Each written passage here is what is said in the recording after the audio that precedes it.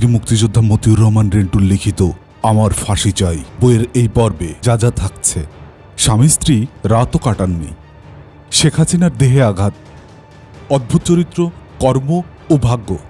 বীর মুক্তিযোদ্ধা মতিউর রহমান রেন্টুর লিখিত আমার ফাঁসি চাই বইয়ের এই পর্বে স্বামী স্ত্রী রাতও কাটাননি। 1994 সালের 28শে ডিসেম্বর বঙ্গবন্ধু কন্যা শেখ হাসিনা জাতীয় সংসদ সদস্য পদ থেকে পদত্যাগ করলেন।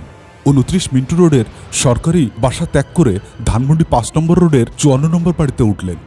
ধানমন্ডি 5 নম্বর রোডের 54 নম্বর বাড়িটি প্রথম ও দ্বিতীয় তলা শেখ হাসিনার পরিত্যক্ত স্বামী ডক্টর ওয়াজেদ মিয়ার নামে, আর তৃতীয় তলা শেখ হাসিনার নিজের নামে।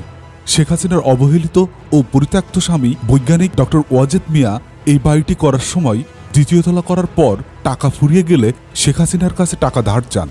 তখন শেখ হাসিনা তৃতীয় তলা তার নিজের নামে লিখে নিয়ে তারপর ডক্টর ওয়াজেদকে টাকা দেন। অবশ্য এই বাড়িতে ডক্টর ওয়াজেদ মিয়া আর শেখ হাসিনা একসঙ্গে একটি রাতও কাটাননি। শুধু এই বাড়িতে কেন, 1981 সালের 17 মে শেখ হাসিনা বাংলাদেশে আসার পর থেকেই 1997 সালের ফেব্রুয়ারি পর্যন্ত এই 16-17 বছর একসঙ্গে স্বামী স্ত্রী হিসাবে রাত কাটানো তো দূরের কথা, এক বাড়িতে কখনো থাকেনি। 1981 সালের 17 মে বাংলাদেশে আসার পর মাত্র কিছুদিন শেখ হাসিনা ডক্টর ওয়াজেদ মিয়ার মহাখালীস্থ সরকারি কোয়ার্টারে ছিলেন। শেখ হাসিনা যতদিন ডক্টর ওয়াজেদ মিয়ার সরকারি কোয়ার্টারে থেকেছেন ততদিন ডক্টর ওয়াজেদ মিয়া তার কোয়ার্টারে না থেকে সরকারি রেস্ট হাউসে থাকতেন। তারপর বঙ্গবন্ধু কন্যা শেখ হাসিনা ধানমন্ডি 32 নম্বরে তার পিত্রালয়ে বঙ্গবন্ধু ভবনে চলে আসেন। বঙ্গবন্ধু ভবনে থেকে যান বিরোধী দলীয় নেত্রীর 29 মিন্টু রোডের সরকারি বাসভবনে। তখন শেখ হাসিনা এবং তার স্বামী ডক্টর ওয়াজেদ মিয়ার ধানমন্ডি 5 নম্বর রোডের 54 নম্বর বাড়িটি ভাড়া দেওয়া ছিল। 1994 সালের ডিসেম্বর মাসে ধানমন্ডি 5 নম্বর রোডের 54 নম্বর বাড়িটির ভাড়াটিয়াদের এক প্রকার জোর করেই তাড়িয়ে দিয়ে খালি করা হয় এবং তারপর বঙ্গবন্ধু কন্যা শেখ হাসিনা এই বাড়িতে আসেন। এই বাড়ি থেকেই নানা আন্দোলন সংগ্রাম এবং নির্বাচনের পর জননেত্রী বঙ্গবন্ধু কন্যা শেখ হাসিনা প্রধানমন্ত্রী হয়ে রাষ্ট্রীয় অতিথি ভবন করতোয়া বর্তমান গণভবনে গিয়ে ওঠেন। শেখ হাসিনার এই দীর্ঘ 16-17 বছর জীবনে ডক্টর ওয়াজেদ মিয়া একটি রাতও শেখ হাসিনার সাথে কাটাননি। এমনকি এই 16-17 বছর জীবনে শেখ হাসিনা আর ডক্টর ওয়াজেদ মিয়া 16-17 বারও দেখা পর্যন্ত হয়নি। তবে হঠাৎ হঠাৎ মাঝে মধ্যে কদাচিৎ উদ্ভ্রান্তের মতো ডক্টর ওয়াজেদ মিয়া এসে হাজির হতেন, কিন্তু তিনি শেখ হাসিনার পক্ষ থেকে কোনো প্রকার আদর আপ্যায়ন পেতেন না। এমনকি সাধারণ সৌজন্যটুকুও শেখ হাসিনা ডক্টর ওয়াজেদ মিয়াকে দেখাতেন না। শেখ হাসিনা যখন বিরোধী দলীয় নেত্রী হিসাবে 29 মিন্টু রোডের সরকারি বাসায় থাকতেন, তখন এক ঈদের দিন সাধারণ দর্শনার্থীদের মতোই ডক্টর ওয়াজেদ মিয়া শেখ হাসিনার সঙ্গে ঈদ মোবারক জানাতে এলেন।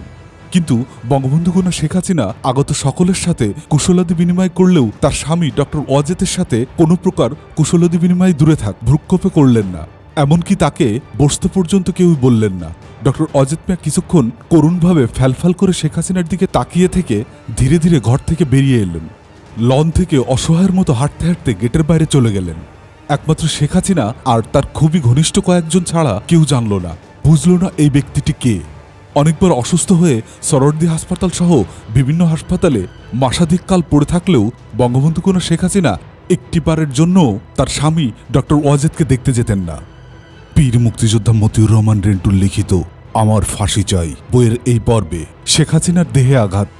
শেখ হাসিনার দেহে অনেক আঘাতের চিহ্ন রয়েছে। এই আঘাতের ব্যথায় মাঝে মধ্যে কাতরাতেন তিনি, এমনকি কেঁদে ফেলতেন। কাঁদতে কাঁদতে বলতেন, ময়না, এই বিশেষ জায়গাটায় বেশি করে মালিশ করো। শয়তানের বাচ্চাটা আমাকে 1980 সালে এই জায়গায় মেরেছে, আজও এই ব্যথায় আমি কাতরাই। ময়নার প্রধান কাজ ছিল বঙ্গবন্ধু কন্যা শেখ হাসিনার দেহ মালিশ করা। প্রায় প্রতিদিনই শেখ হাসিনার দেহ মালিশ করে ঘুম থেকে তোলে এবং ঘুমানোর আগে দেহ মালিশ করে তাকে ঘুম পাড়ানোই ছিল ময়নার প্রধান কাজ।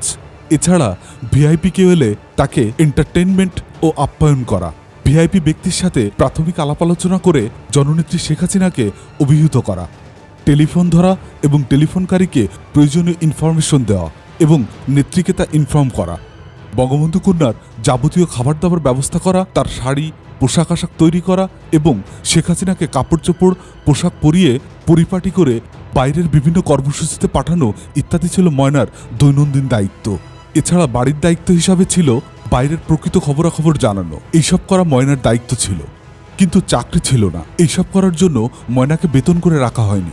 উপরন্ত ময়নাই মিসেস মতিউর রহমান রেন্টু জননেত্রী শেখ হাসিনাকে টাকা পয়সা, কাপড় চোপড়, জিনিসপত্র যাবতীয় কিছু সন্ধান অনুযায়ী দিত।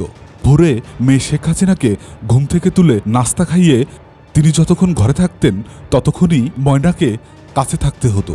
কোনো কোনো দিন শেখ হাসিনার বাসা থেকে ময়না নিজের বাসায় ফিরতে রাত 1টা-2টাও বাজত।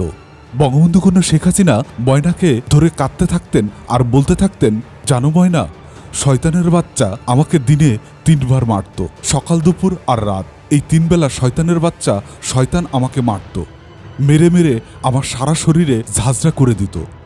হারামির বাচ্চাটা দুপুরে এসে আমাকে মারবে, এই জন্য একবেলা কম মার খাওয়ার জন্য আমি জয় আর পুতুল 2 সন্তানকে নিয়ে দুপুর পার্কে কাটিয়ে আসতাম। ওই ইবলিশটার পাড়ের চোটে আমার দেহে কিছুই নাই, সারা দেহ শুধু ব্যথা।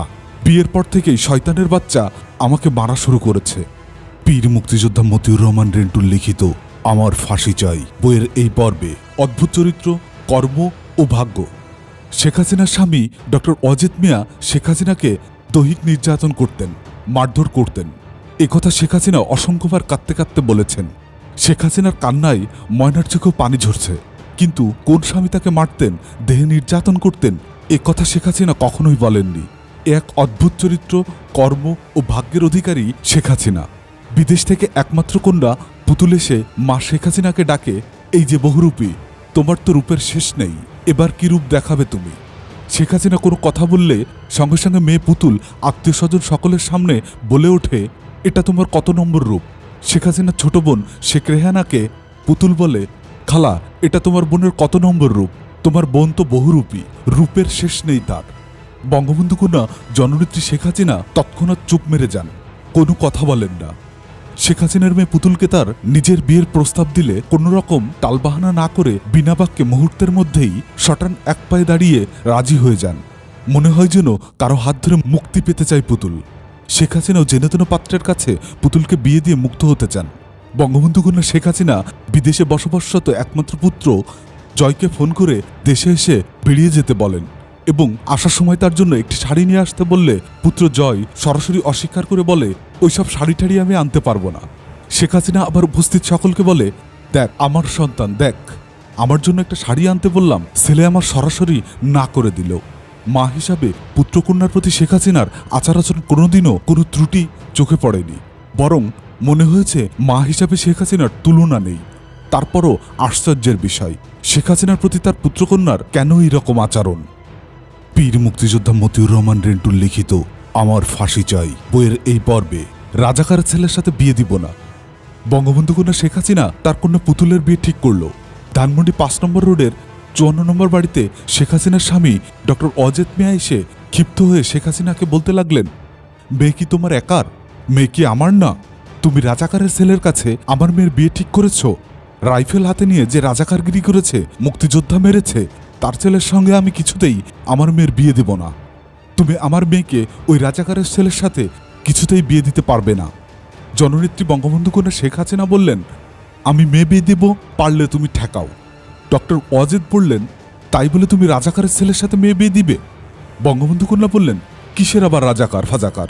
আমার আত্মীয়, এটাই বড় কথা। সাথে মরলে আত্মীয়রাই মরে। দেখো নাই ওই মুক্তিযুদ্ধরাই আমার বাপ মা ভাইদের কিভাবে মেরেছে? আমি আমার মেয়েকে এখানেই বিয়ে দেব, পারলে তুমি ঠেকাও। ডক্টর অজিত মিয়া বললেন, তোমাদের সাথে তো আমি ঠেকাঠেকিতেই পারবো না, তবে আমি বলে দিচ্ছি, আমার মেয়েকে যদি রাজাকারের ছেলের সাথে বিয়ে দাও তবে আমি এই বিয়ের সাথে নেই, এই বিয়েতে আমি আসব না। আমি তোমাকে অনুরোধ করছি, ওই রাজাকারের ছেলে ছাড়া যেখানে খুশি তুমি মেয়ে বিয়ে দাও, আমি তোমার সাথে থাকব, কিন্তু রাজাকারের বংশে মেয়ে বিয়ে দিলে আমি থাকব না। বঙ্গবন্ধু কন্যা শেখ হাসিনা তার স্বামী ডাক্তার অজিতের কথা রাখলেন না। তিনি তার ইচ্ছামতো রাজাকারের ছেলের সঙ্গেই মেয়ের বিয়ে দিলেন। সত্যি সত্যি ডক্টর অজিতের কথা পাকাপাকি পানচিনি, গায়ে হলুদ এবং বিয়ের কোথাও এলেন না। শুধু বিয়ে অনুষ্ঠানেই প্রধানমন্ত্রী বেগম খালেদা জিয়ার সঙ্গে মিনিট 3-4 এর জন্য এসে আবার খালেদা জিয়ার সঙ্গেই চলে গেলেন। তিনি কারোর সাথে কোনো কথা বললেন না, কেউ তার সঙ্গেও কথা বলল না। বিয়ের খুঁটিনাটি থেকে শুরু করে যাবতীয় যা আয়োজন তার সিংহভাগই করতে হয়েছে আমাদের। এর উপরে বঙ্গবন্ধু কন্যা শেখ হাসিনার বাবার ফুফাতো ভাইয়ের ছেলে বর্তমান প্রধানমন্ত্রী শেখ হাসিনার এপিএস বাহারউদ্দিন নাসিমের বয়ান তো ছিলই। ডেকোরেটরের বিল, বাবুর্চি বিল, খানসামার বকশিস ইত্যাদি যখন যা প্রয়োজন হয়েছে বাহাউদ্দিন নাসিম তার সবকিছুই আমাদের কাছ থেকে নিয়েছে। বীর মুক্তিযোদ্ধা মতিউর রহমান রেন্টুর লিখিত আমার ফাঁসি চাই বইয়ের এই পর্বে সব যান বের হন। বিয়ের অনুষ্ঠানে বিয়ে পড়ানোর জন্য কাজীর সামনে একটি মাইক লাগানো হয়েছিল। বঙ্গবন্ধু কন্যা শেখ হাসিনা হঠাৎ সেই মাইক দিয়ে বিয়ের অনুষ্ঠানে আগতদের ঢালাওভাবে ধমকের সুরে বলতে লাগলেন, সব যান বের হন। কি পেয়েছেন? তামাশা পেয়েছেন? এখনই এই জায়গা থেকে চলে যান, না হলে অসুবিধা হবে। বঙ্গবন্ধু কন্যার মুখে মাইকের একথা শুনে উপস্থিত সকলেই হতভম্ব কিংকর্তব্য বিমূঢ় হয়ে যায় এবং অনেকেই আগামাথা না বুঝে অনুষ্ঠান থেকে চলে যেতে শুরু করলে। ময়না তাড়াতাড়ি জননেত্রীর কাছে এই কথার অর্থ কি জানতে চাইলে শেখ হাসিনা বলল, দাওয়াত ছাড়াই অনেকেই এসেছে, তাদের জন্য আমি এই কথা বলেছি। এরপর ময়না নিমন্ত্রিত অতিথিদের অনেককে বোঝাবার চেষ্টা করেছে, কিন্তু তাতে কোনো ফল হয়নি। অধিকাংশ নিমন্ত্রিত অতিথি না খেয়ে চলে যায়। বিয়ের সকল অনুষ্ঠান শেষ, সকলেই চলে গেছে, শুধু বর আর বরের আত্মীয় স্বজনরা রয়েছে। বঙ্গবন্ধু কন্যা শেখ হাসিনা তার কন্যা পুতুলকে বরের গাড়িতে তুলে দিয়ে ময়নাকে জড়িয়ে ধরে কান্নায় ভেঙে পড়লেন। তারপর জননেত্রী শেখ হাসিনা ময়নাকে বললেন, ময়না, আজ আর তুমি আমাকে ছেড়ে যেও না। বিয়ের অনুষ্ঠানস্থলে সংসদ ভবন চত্বর থেকে শেখ হাসিনার সঙ্গে আমাকে একমাত্র 5 বছরের স্বর্ণলতাকে সাথে নিয়ে ধানমন্ডি 5 নম্বর রোডের শেখ হাসিনা 54 নম্বর বাড়িতে চলে এলাম। বাড়িতে এসে বাইরের কাপড় পাল্টে সবাইকে নিয়ে মাটিতে গোল হয়ে বসে জননেত্রী বঙ্গবন্ধু শেখ হাসিনা ময়নাকে বলল, ময়না, তোমরা যা করলে তোমাদের ঋণ জীবনে শোধ করা যাবে না, কোনোদিন তোমাদের ভোলা যাবে না, কোনোদিনও তোমাদের ভুলবো না। আমাদের মেয়ে স্বর্ণলতাকে দেখিয়ে বললেন, ও তো পেটে থাকতে আমাকে ভালোবাসে। অবশ্য এসব কথা বঙ্গবন্ধু কন্যা শেখ হাসিনা আজ নতুন বলছেন না, এর আগেও অনেকবার এসব কথা বলেছেন তিনি। বীর মুক্তিযোদ্ধা মতিউর রহমান রেন্টুর লিখিত আমার ফাঁসি চাই বইয়ের এই পর্বে 1,37,00,000 টাকা। 10 জানুয়ারি 1995 জাতির জনক বঙ্গবন্ধু শেখ মুজিবুর রহমানের স্বদেশ প্রত্যাবর্তন দিবস। ধানমন্ডি 32 নম্বরে বঙ্গবন্ধু ভবনে বঙ্গবন্ধুর প্রতিকৃতিতে পুষ্পস্তবক অর্পণ করে রাইমোহন দাসের নামে রেজিস্ট্রি করা লাল রঙের নিশান পেট্রোল জিপে করে ফিরে আসছেন বঙ্গবন্ধুর কন্যা শেখ হাসিনা। তার সঙ্গে তার পাশে বসে আছে তার একজন মাত্র সঙ্গী। ড্রাইভার জালাল গাড়ি চালাচ্ছে, গাড়ি চলছে। ড্রাইভার জালাল বঙ্গবন্ধু কন্যা শেখ হাসিনাকে জিজ্ঞাসা করল, আপা, মেয়র হানিফ এলো না ফুল দিতে? বঙ্গবন্ধু কন্যা শেখ হাসিনা জবাব দিল, কে জানে, বঙ্গবন্ধুর প্রতিকৃতিতে ফুল দেওয়ার জন্য ওকে কম ফোন করি নাই, শয়তানটা পাত্তাই দেয় নাই। 1,37,00,000 টাকা খরচ করে নেমুখারামটাকে আমি মেয়র বানিয়েছি। তোমরা তো সব জানো, সবই দেখেছ, সবই করেছ, কত কষ্ট করেছি আমি। আসলে যে দল থেকে একবার চলে যায় তাকে আর দলে নেওয়া উচিত না। ও মেয়র হওয়ার জন্য আমার সাথে বেইমানি করে স্বৈরাচারী এরশাদকে বাপ ডেকে এরশাদের পার্টিতে চলে গিয়েছে। সেইখানে ছ্যাক খেয়ে আবার আমার কাছে যখন ফিরে আসলো তখনই বেইমানটাকে নেওয়া উচিত ছিল না। কিন্তু কি যে হইল, কি মনে করে যে আবার নিলাম, শয়তানটা আমার সাথে এত বড় বেইমানি করবে বুঝতে পারি নাই। বুঝলে কি আর এরকম কাম করি? এই বইয়ের পরবর্তী পার্ট পেতে চ্যানেলটি সাবস্ক্রাইব করে রাখুন। ভালো থাকবেন।